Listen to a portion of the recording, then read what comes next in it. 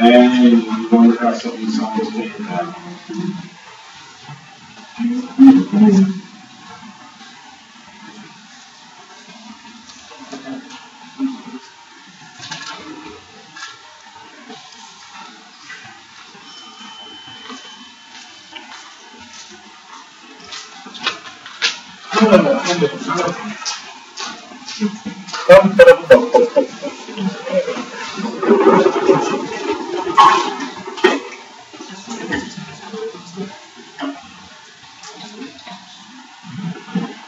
Okay, let's see what we got up here. We're talking about different centers, right? So that way we're going to talk about that a little bit more.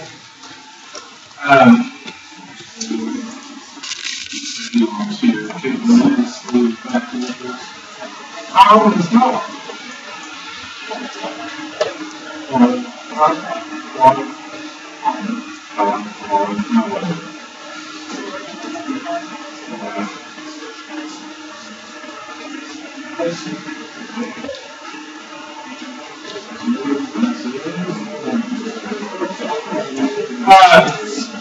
Again, here talking, discussing this a little bit. The names of these centers, as we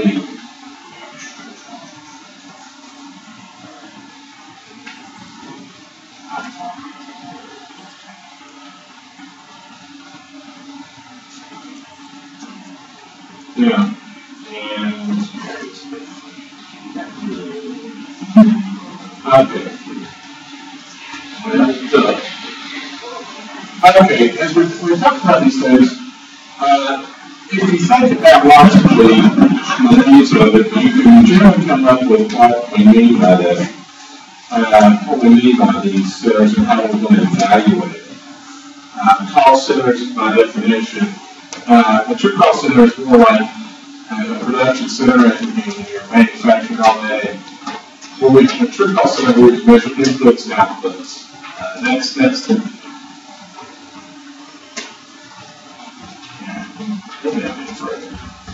But anyway, what we're doing with that is that, once materials labor output for the units and it's typical how we measure that, and how most management is going to be evaluated on. And again, when we can specify the input and output, it makes us really bad. You can use this in non-manufacturing as well as manufacturing. But again, volume of input compared to volume of output.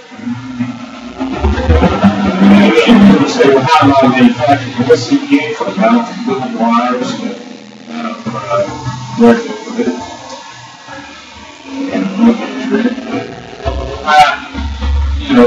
And that's a standard cost center. Now, we do have the discretionary cost center, and that's where you want to be for the relationship with input output is not well known. Again, advertising department, IT, it's like here, I have an IT department. I don't know, but I need to try to do some stuff that we do without it. And I know some of y'all fuss and all that kind of way. But the thing of it is, when you get stuff that can be very useful, how do you measure that output? You look at the input. Sorry, so that's one of the toughest things for management to deal with. This is evaluation here with the discretionary centers. You got to look at on inputs. You can look at cost, salaries particularly. But how do you measure output? Pricing, like I said, it's advertising. How do you know that these people will come in and purchase tickets? I will tell you, I may have told you this story. I had a friend who worked for a furniture company, furniture appliances, and if you may remember it from Orange County, if you go to their advertisement for fab furniture, we're getting before your time, I have to show my age. Used to be a firm in Charleston, advertised for a long TV showing fab furniture. And they were real big out there. Well, they sold out Big Sandy's, who was sold out. And when Big Sandy purchased them, sales just started going down Charleston left and right. And they were like, what's going on? They finally looked old man that owned bad furniture they purchased from me said, "What's the problem? What are we doing wrong? Why are we losing sales here?" And he looked at it and said, "I tell you exactly why you're not losing sales. You're not on TV. Bad furniture used to be on TV all the time." And what it was interesting because Big City was typically an international area store, and they were used to advertising in the newspaper. And they advertised in the newspaper all the time, and that's where they got their sales. When they did TV, they didn't notice any change in sales. And so they went back to the TV and the truck center, and the sales went back on track. Again, knowing your market is part of this too.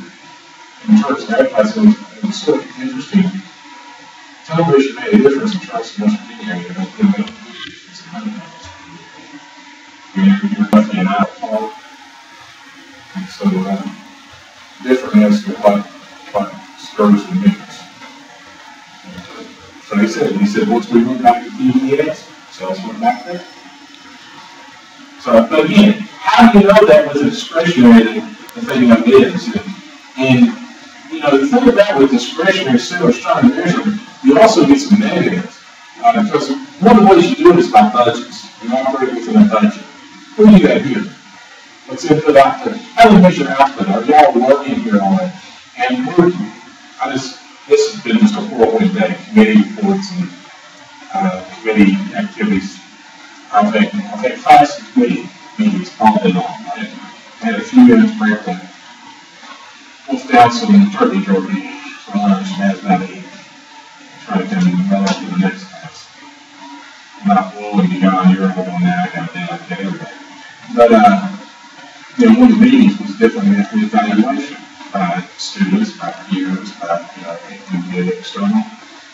And comes down to this, what are we trying to evaluate? And they said, well, improve quality. How do you measure it? You know, y'all do student evaluations, you have classes, and you have some students that can do that. You do all ones, you have some like you do all 5s. You've done that, we've all done that.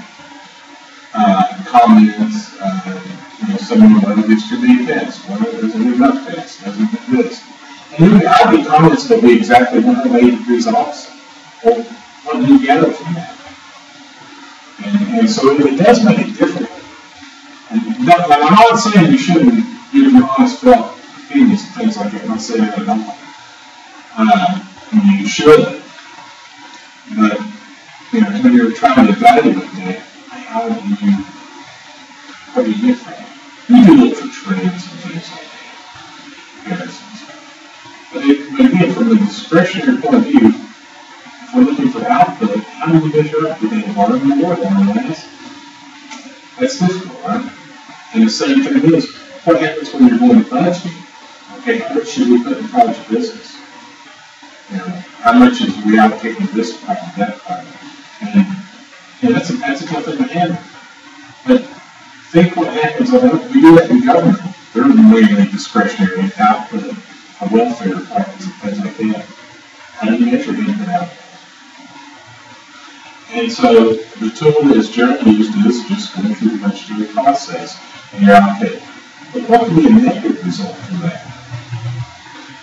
Do you think of that? And typically you read about newspapers from the government. What would we want the discretionary costs of what would we want it to be? To do? What would you think would be an overall goal of any department? Efficiency, right? So how about working in a budget does that promote efficiency? Well, the idea is we must operate within this budget, right? We don't go over it unless there's really some extraordinary circumstances and we do it. Well, let's go to the other side of it. What's the evidence of it there? And again, think of it in terms of government. They've got a budget, what are they going to do? So use the whole multiplier. So it don't get cut. Exactly. Where's the incentive to be efficient there? Because if we come in on the budget, what are they going to do? Well, they're only going to say, well, we didn't have money last year, let's just cut it. So we're going to make sure we spend everything, right? That's why you read stuff like the day you bought $3 million worth of ping-pong balls the last day of the fiscal period. Because why? They had $3 million sitting around, they didn't want to lose it. They want to make sure that we can get some money next year. And so they have $3 million worth of ping-pong balls. And so see where that could be distancing for the behavior we're wanting to get. So you got to be careful when you do set up systems of evaluation. It's not always clear cut as you think, and what we're trying to do. And so discretionary that's a tough nut. And I'll be honest with you, there are people who come up with what they call so-called solutions. I don't know if you want to call them solutions. I think you got to be careful there. Call it that. Revenue, obviously we're talking about where everything's being responsible for revenue. Typically, let's take your sales department. As I told you the other day, this is probably the least numerous of these centers that you're going to run into. Obviously, what you're going to do, you're going to measure it by the operating groups. And you do take into association with your marketing policy on that. Profit centers, moving up the scale a little bit more,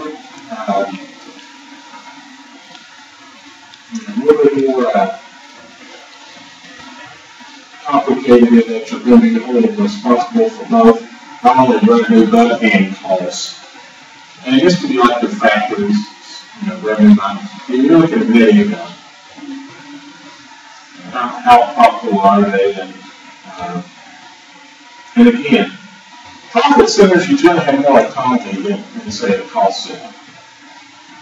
You got the ability to make more decisions, more responsibility as a profit center. And again, one of the overriding issues we have made, does authority and responsibility match up? If they're being responsible for something, do they have the authority to change it? If they don't, it's a crapshoot. Obviously, the box, they're going to pay it to hands. If things come out good, yeah, it's all right. If they come out bad, well, I didn't have the ability to make any changes. Investment centers take it one step further. And not only are we responsible for profits, again, it's just one thing, but you're also going to be responsible for what assets you have. What you have, and again, we do look at raw numbers, profits, and all that, but return on investment, ROI, that calculation, that's used a lot here for investment centers. Again, this is where we can measure, because if you look at just straight dollar terms in terms of profits, Factory A, they had a profit of $2 million last year. Factory B had a profit of $500,000. Well, just sheer numbers, you'd say, hey, they've been down 4 times that. But when you learn that A had $10 million worth of assets they're working with, and B had only $1 million worth of assets, then we would think B might would have accomplished a whole lot more with a whole lot less.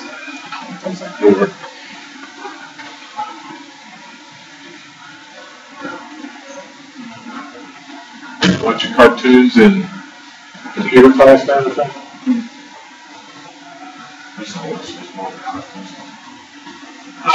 But the thing about it is, that ROI can help us discount the difference in size when we compare different centers. The thing about it is, with all of them, however we're evaluating these different centers, whatever techniques we're using, we want to make sure that the signals we're sending out, the ways we evaluate these different centers, that they are, that the actions we're going to get are what we want.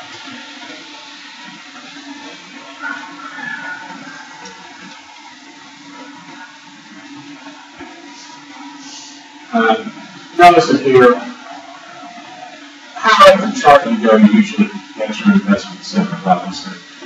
The organization structure, the higher you get, the more complicated the center is. So,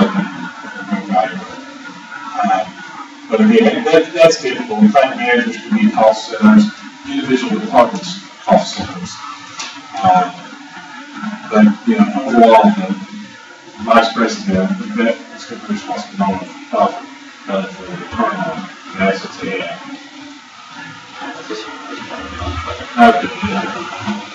Goal congruence. Now, basically what this means, as it says there, when all members of the group agree on a set of objectives. In other words, if you're going to use an analogy, you got everybody in the boat going in the same direction. Everybody in the canoe, and the person in front, the person in back, are along the opposite direction at the beginning of the facts, right? You got to be all over the place. I know I make this sort of simplistic. You're sitting there going, "Oh, yeah, I got you." But in the real world, that is not as easy as it sounds. And you say, "Like what?" Well, again, you've got individuals have individual goals, and you want to make sure that those personal goals are as well as company goals. What's that individual? Because again, how will that individual act? Well, generally, let's face it, humans generally operate under self-interest, right? We do what's better for ourselves. In the long run, that's all humans do. Well, is that the attitude, the actions that the company wants to do? And if it's not, how do we get it to come around to what it is? And that's a job here, setting these systems up. How do we get the actions and the attitudes that we want? Now, I wish I knew that answer. I'd love for how to change students together, but I'd like to learn this stuff, not what I feel like to do at the time. And that's tough.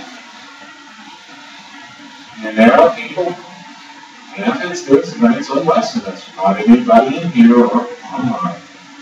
And it's it's like, man, I like that baseball activity, but no. Come on, seriously. And I'm sure they would like it, taking the baseball bat or doing something new. And I'm sure you're all in that category too. But the thing of it is, how do we get on the same page? How do we get operating in the same direction? That's what we want. And I like for y'all to be successes. I get a real warm fuzzy they call me. And I had students come back to me that I had years ago and been successful and done real well. I say, God bless that one time. Well, I had you. And for the principal in the county was like your job. You don't pay a bill for the last day. That's crazy. I taught him the first year I ever taught him. We go to Jimmy at the tea conference. Last one year. DTO, a small school. Incredible. I used to. It's been about 15 years since I had it. Nobody's ever come. They teach you know it. I get faulty. What a day. So yeah, we might be successful, come back and I'll be allowed our Christmas party. Go back to the nursing home. If I've got Alzheimer's, you can make them clown face and put a red, always do with your clown comes on, so I'm really happy to see you. So, it's all my friends like it. But again, when we're talking about here, this scope of groups, we do performance evaluations and incentive systems and all things that companies do to try to get people back to where they want. We've got to say what's going to be the reaction to it. What's going to happen? You say, what do you mean? I'll use some personal examples I've seen happen in the factories I work in. If you had a goal of 100 units a day, I know exactly what you did. You put 100 units a day in. And if you put out 105 units, I've actually seen it happen. The foreman took 5 units and put it in the locker. Because they might need those on a regular basis. I got the other units the company wanted. I met the standard. You put it out. I had a friend. I made a photos before. Over the years, he used the same thing because they illustrate so well. There was an insurance department. Down right next to it. He's passed away now. The man worked 4 days a week. And they use their high water, as they say. He worked 4 days a week. sometimes 3 days. But he liked to fish. He fished 2 or 3 days a week. Irregardless of what happened. Now, he always met every standard, every goal, every sales level that the company put on. He always met it. Did what they said. But he worked 80% of what they thought that he was working, 60% sometimes. What if he had worked that 5th day a week? What happened to his company for that? So their incentive, their systems, they didn't even face it. Then know a guy that, and this, I didn't see this happen. But the guy he laid off one day a week. He laid off 1 day a week, still went. He worked 4 days every week. And his partner had called him in. And I asked him, I said, I can notice your time hurts. So you always lay off 1 day a week. So you got that for months and not years. So can you explain how you cannot work 5 days a week? Or you are always working 4 days? And this guy said yes. I don't live by much for all this time and everything. The other thing is, I just can't make it on the book. That department head, I thought was great. He's holding on. But the program that says in a way, it raise funds all you got want. They pay bills. Again, all the company had, if they had somebody, this was a skilled labor. He had a specific job. He wanted to get a truck that let somebody come in. But they had to go 5 days a week. What did we do to get everybody? That's the exact extreme example. It's not a practical goal in our case.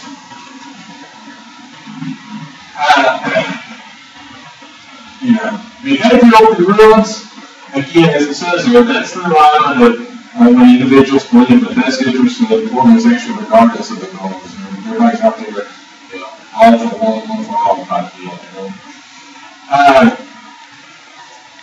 The thing of it is, some managers may have incentives not to take risks that benefit the firm, and some managers may have incentives to take excessive risks to threaten the existence of the firm.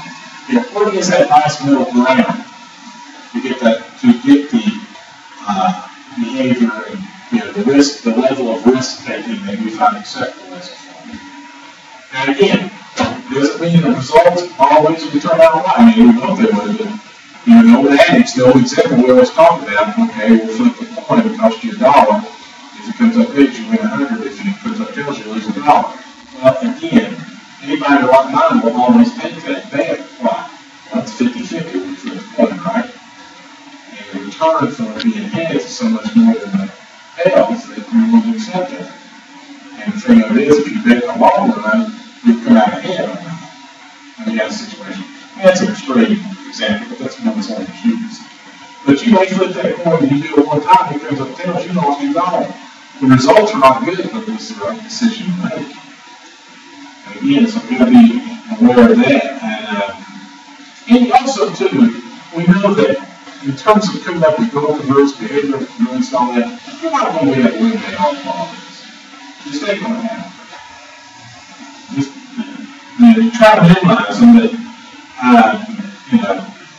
the thing you want to ask when you're setting up these systems, measures, performance evaluations, do the measures reflect the results and actions that improve the organizational performance? Are we going to get what we want? Also, too, what actions can be taken to improve this reported performance that are detrimental to the organization's performance? And the thing of it is, and you do that.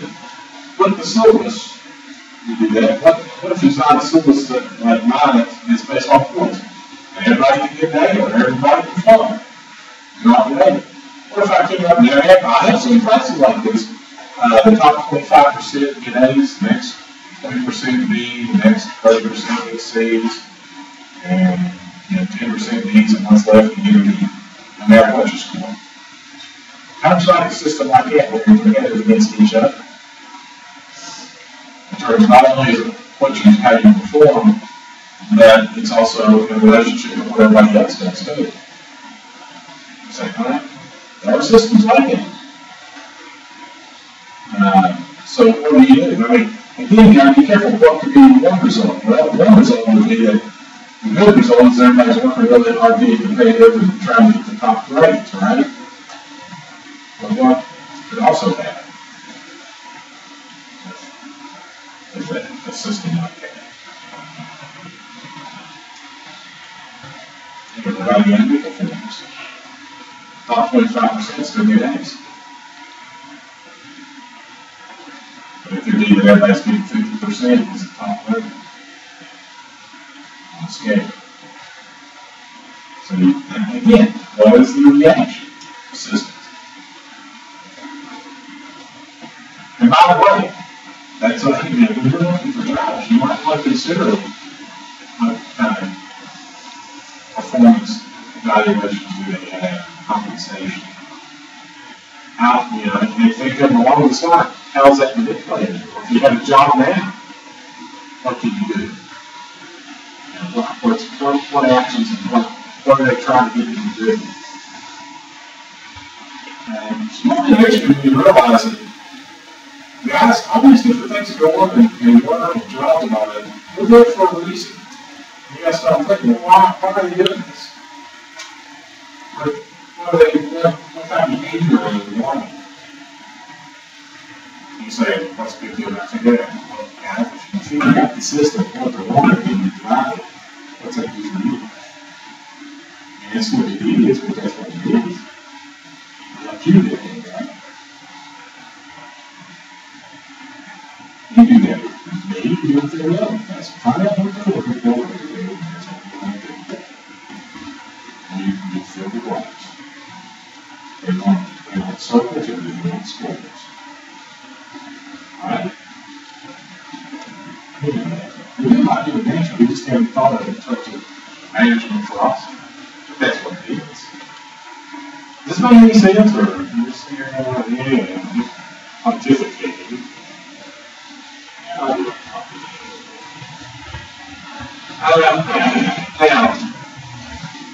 you know, the thing about it is with this controllability concept, guys, this is what I've been saying. I say it digital way. Make sure responsibility and authority match up. If you can't control it, do not be held responsible for it. And again, if you're designing a system, make sure you're not evaluating somebody on something they cannot control. Doesn't make any sense. You know, it's ridiculous. And so you do have to consider this and want to make sure that whatever system we're using, that it's in there.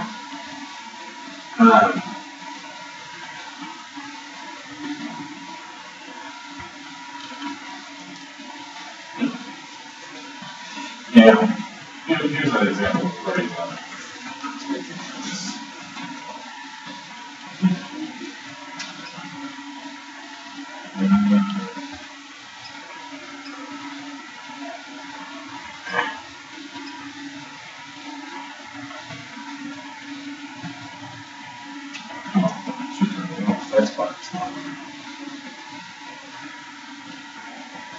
Hello.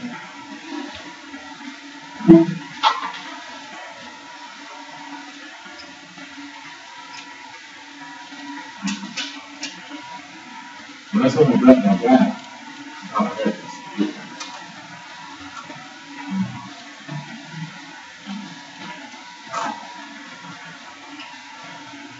And usually you got a syllabus where they, you know, 85 or 100, A, 78, 4B, and all that.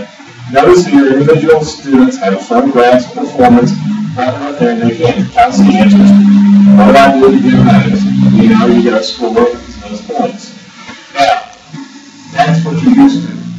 Notice that little tidbit below. Sometimes to encourage competition among different centers, we have what is known as a RPE, a relative performance evaluation. And this is where we have what I was telling you about.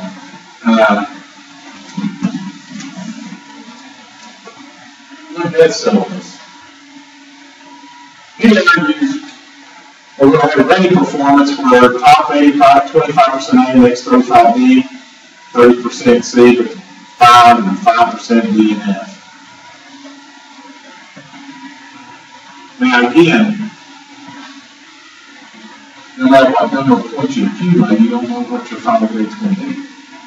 It's relative to the performance of that. And again, as it says there, slightly different improvements to each time, and if you fail to fit it, different levels of difficulty.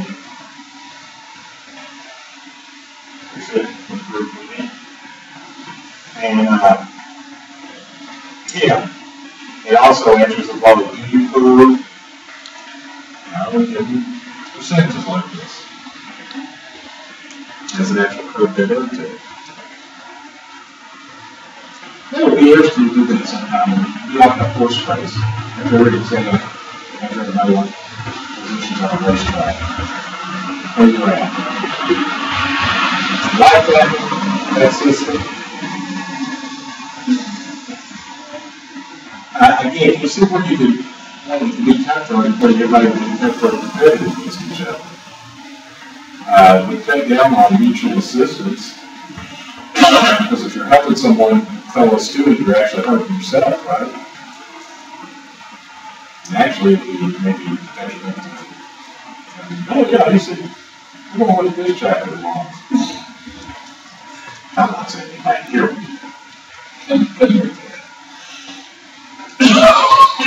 But now, the one thing to remember too, in evaluating these, is this controllability. Also remember, we do have to be aware of that to evaluate individuals and department heads and all that they are not the same thing as the department. Evaluation of your individual is not the same as the evaluation of the department, even the department head. Why?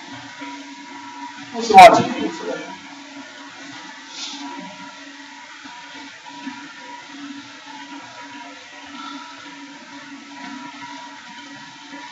Right? Why do we not make a distinction between evaluating the department and evaluating the department head?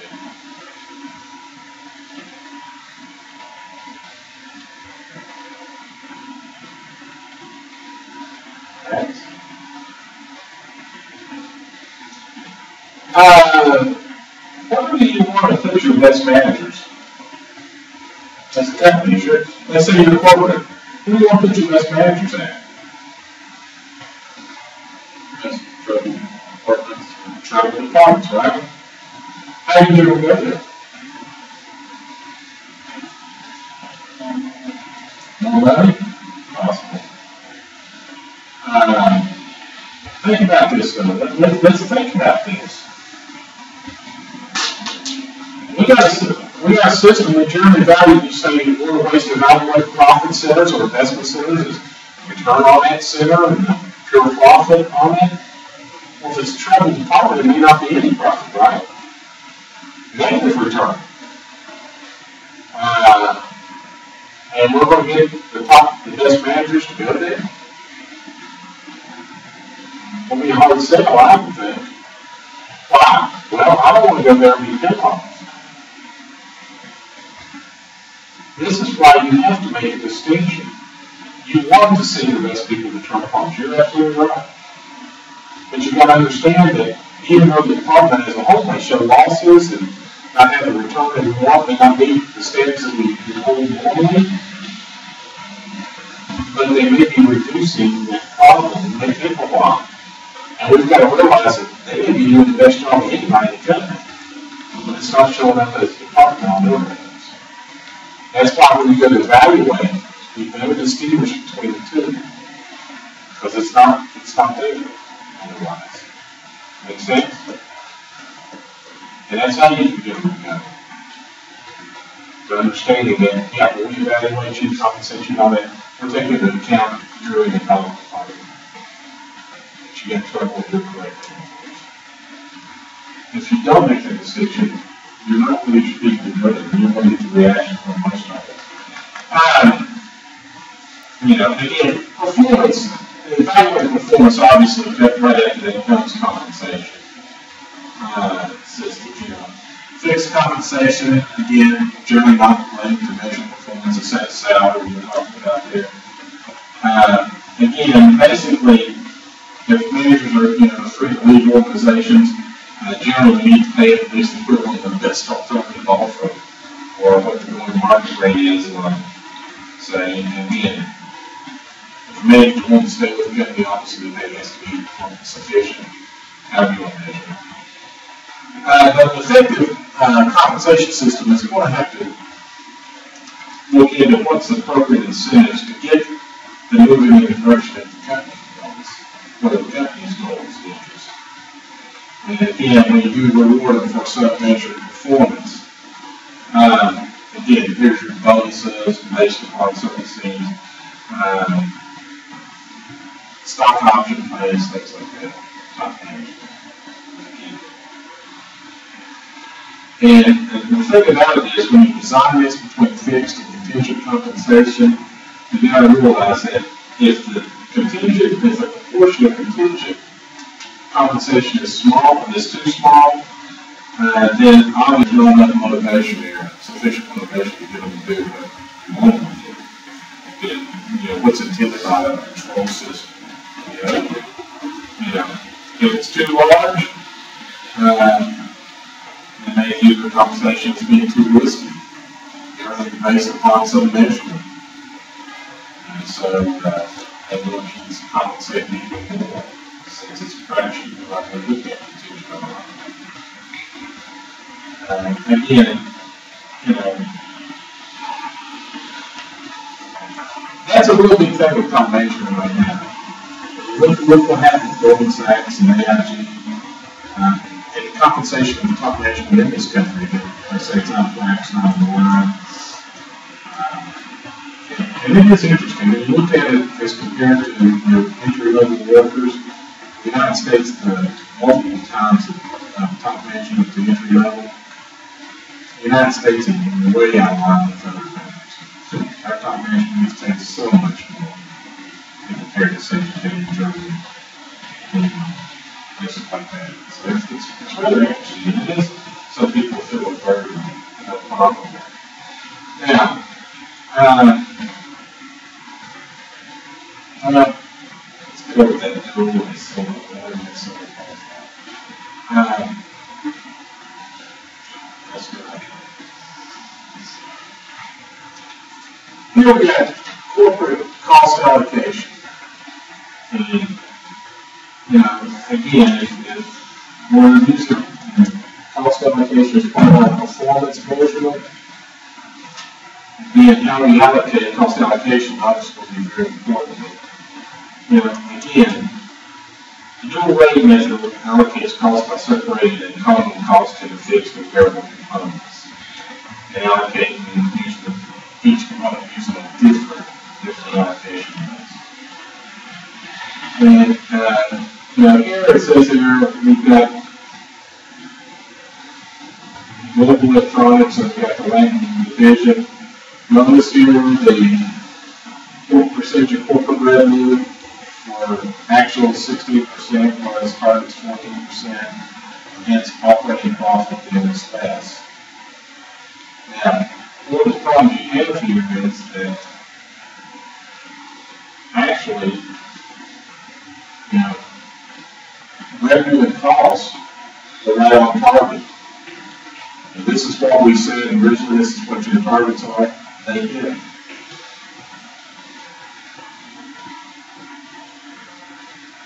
But now, when we allocate corporate revenue, and again, what's the reasons why we do allocate corporate costs? One, we have to make sure that these departments are aware of that, yes, you do have to cover the corporate costs, that you bear the brunt, you get services from the corporate offices. But notice what happened here. When we allocated it, corporate revenue was down. The target was 500. Corporate revenue was 437, 500.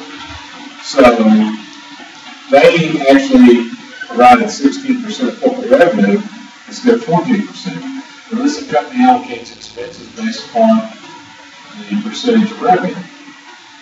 So now what happens is, when they allocate corporate costs, they're coming up with 4,800 instead of 3,500. Now, what's the problem? Well,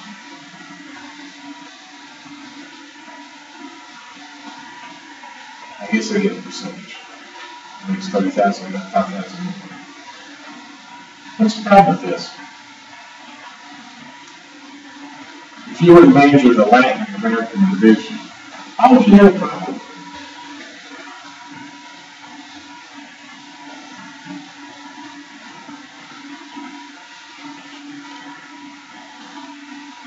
No.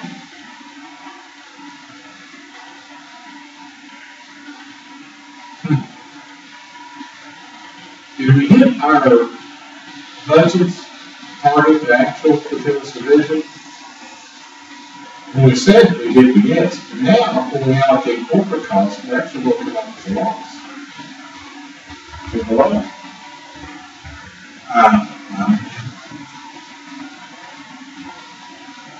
But this guy said, he said, I'm not responsible for corporate costs, I'm not being allocated to them. Well, again, they didn't receive some benefits from it. But the problem is, notice what happened here.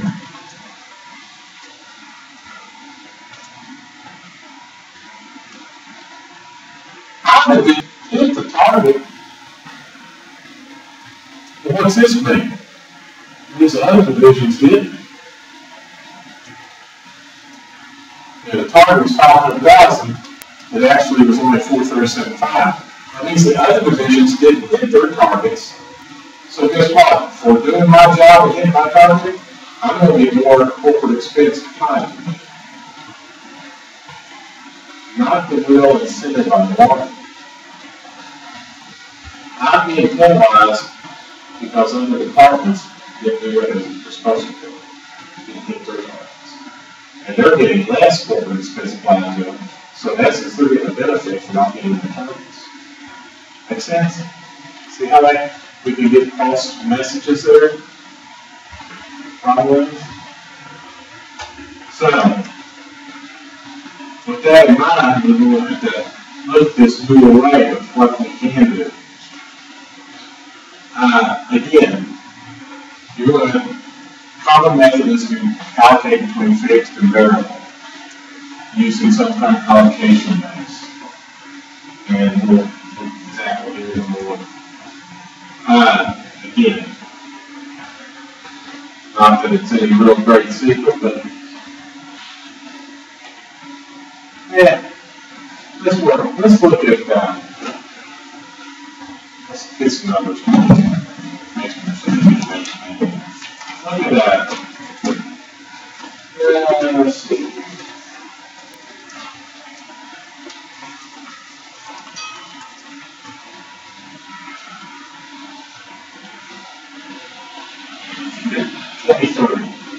On page 461.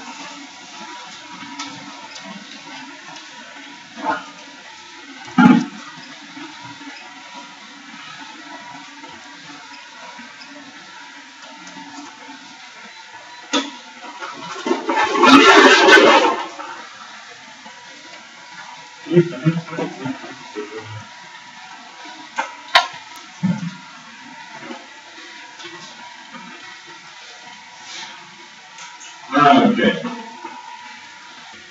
The consulting firm has two departments, corporate and government.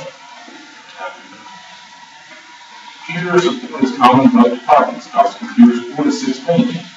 All the information is given. Gigabytes of storage and work consultants. What is the cost charged to each of the departments? Its allocation is based upon the number of gigabytes of storage. Simple mathematics. Good.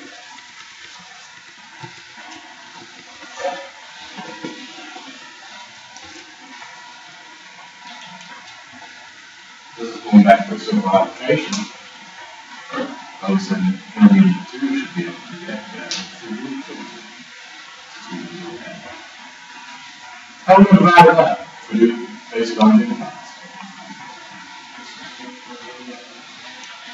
Okay. And so we got what, 125,000 total? So what's the first one that has 75,000? 50 plus 75. 125. And by the way, what is 75 divided by 125? 60%? And who is that? Huh? Corporate. Okay, corporate is 60%, and our total cost is $6 million. So I assume that's what, 3.6 million? And government, we can just logic it out, would be 40%. If you want to, you put 50 over the 125 to get that 40%. And times 6 million is going to come out to 2.4, I would assume, because these two added together have to equal 6 million, right? 40% of 6 million is 2.4. That's one way to allocate it. Okay. It says, what if we do it based upon consultants basis? Number of consultants.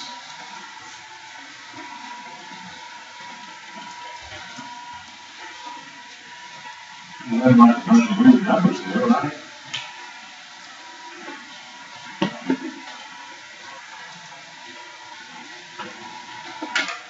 Corporate's going to be what? 150 over, was it 219? 150 plus 69?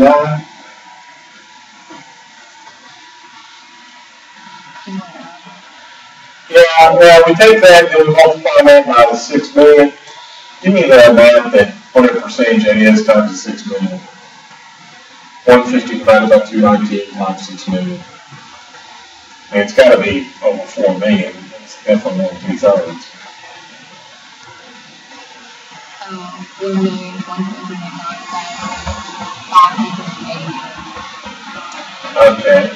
And then government is going to be the 69 divided by the 219 times 6 million. And I assume that's what, 1,891 or 899,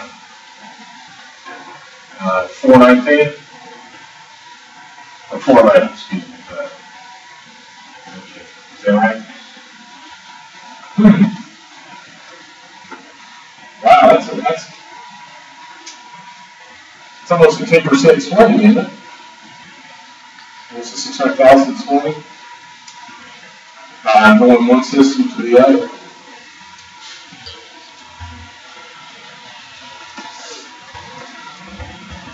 It says most of the business in the corporate department is priced on a fixed fee basis, and most of the work in the direct department is priced on a cost plus fixed fee basis. What is the effect of the choice of allocation? Thanks.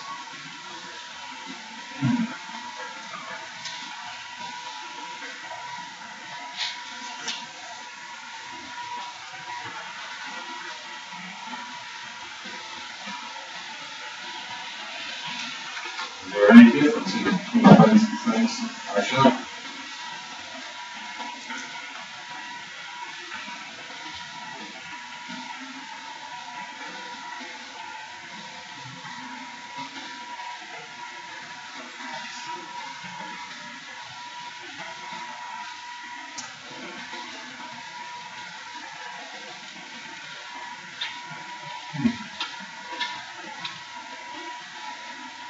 How's government billing in?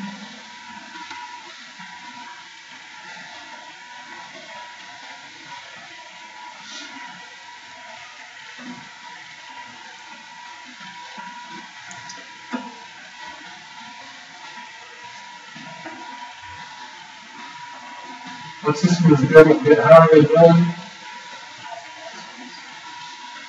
Cost plus.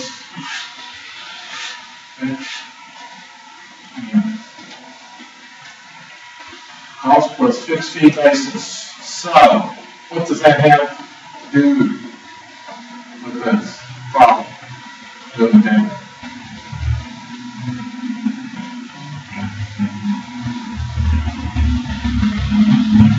Nobody see anything wrong?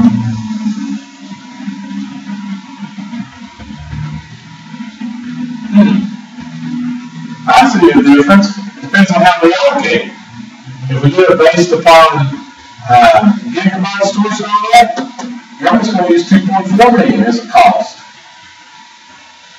So if we use it, what was this? The 219 consultants, it's down to 1.9 million. Would be a difference in how we, what type of revenues we're generating with it. So how we allocate these costs does have a direct effect on revenues. And you say, why does it say that? It's probably right. What should we do if we're contracting like this? We better make sure we disclose exactly what costs we're including and how we're doing it. And most of the time when you have contracting, you're contracting with the government entities after we have a cost plus system. They do have a system on how you can allocate your joint costs between departments to ensure that the government is make sure they're billed correctly, but only a portion. Now again, whether you want to do it to a company billing on cost plus, you want to try to put in everything in the kitchen sink, right? A similar relationship is like with utility companies. In the state of Kentucky, utility companies have to get permission to charge the rate per kilowatt. You know, pick on electric companies. And one of the things that the Public Service Commission looks at is recurring costs. And so I told you when we went over depreciation, I mentioned subclasses that generally, you know, do you depreciate everything? I said, most companies have a materiality level. That trash can over there, now they were probably expensive. But if I was a utility company, I might have incentive to depreciate that trash can. It's capable of being used, it's going to last longer than one accounting period, right? Which is the definition of full depreciate long-term assets. And when I depreciate even that trash can, whatever, if I say it's going to last 5 years, 20% of that cost becomes a recurring cost. And so it becomes part of the recurring costs that I present to the Utilities Board, Public Service Commission, in order to cover those and order to set my rates. So a utility company may have incentive to depreciate however small or that items are more material, small amounts of material. You can say like a steel building or something like that to the board. So there is a technical side. Okay?